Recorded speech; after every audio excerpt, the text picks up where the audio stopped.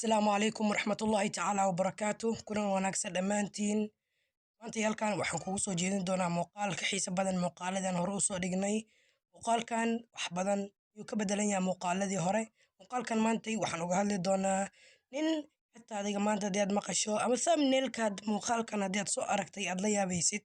Ninkaasi oo isku dayay in uu gaari uu ka soo baxshay 310,000 oo doolar u duugo.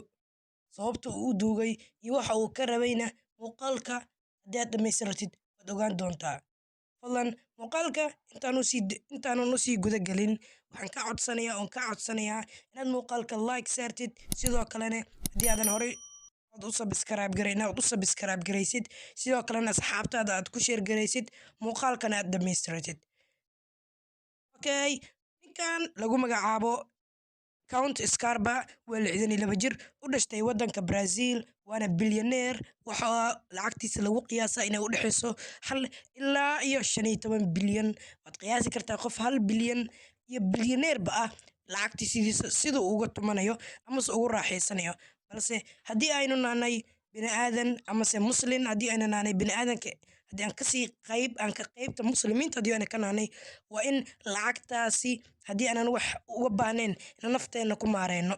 Nafteennana haddii ka dharagtan inaan masaakiinta iyo wixii markaasi zakada iyo markaasi muslimnimadii waajib kugu tahay inaad bixisid aad ku bixisaa. Balse gaal waa iska gaalo, waxaasi ma oga. Waxa uu soo maqlay in islaamnimadu haddii aad gashid aad qirtid in la soo noolaan doono, macnaha haddii aad dhimatid in yawmul aakhira ay jirto, oo yawmul aakhira maalintii dambe in ay jirto ayuu u soo ogaaday.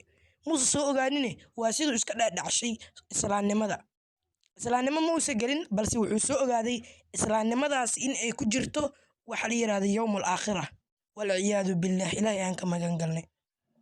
Wuxuu iska dhaadhacshay marka haddii aadan maanta Christian aad tahay oo Brazilian ah inuu dibka islaami ma ogi, balse waxaan la hubaa uu sheegay in uu maqlay in ninkani ay ku qasabtay danta in markaasi islaamnimada uu maqlay awgeed u duuga gaarigiisa. Sababta uu u duugay gaarigiisna inuu isticmaalo maalinta yawmul aakhira. Ujeedka uu u duugayna waa intaas oo kaliya. Gaari qaali ah oo aad ka soo bixisay 310,000 oo doolar miyaad inta god qoysid aad ku ridi lahayd haddii aadan awaan lahayn. Waa kaasaa gaalka aan aniga ku tilmaamay inuu caqliga leeyahay oo soo saaro teknolojiyadan caalamka oo dhan.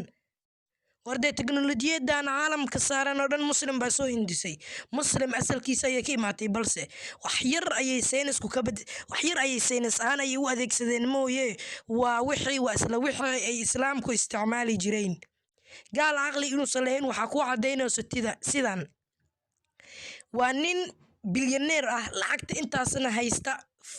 Waxa uu ka shaqaysiiyey maskaxdiisa, lacagtaasi dhan ayuu tabcay, laakiin maskaxdiisa waxay gaarsiisay heer uu gaarigiisii u duugo. Maxaa uu duugi lahaa? Waa in uu sadaqa iskaga baxsadaa. Sadaqadaas ayaa wax u taraysa 310,000 oo doolar haddii aad ku bixisid sadaqo. Wallahi meel weyn ayaad kaaga soo baxaysaa. Ku shilin ayaa intaasoo ajar lagu baxshaa, 10 ajar. Haddii aad 310,000 oo doolar masaakiin aad ku bixisid waa ajar kale, laakiin gaarigayga ayaan duugayaa. Wallahi waa caqli darro aad iyo aad u weyn. muuqaalkeennii halaan ayuu ku egyahay. Wassalaamu calaykum waraxmatullaahi tacaala wabarakaatuh.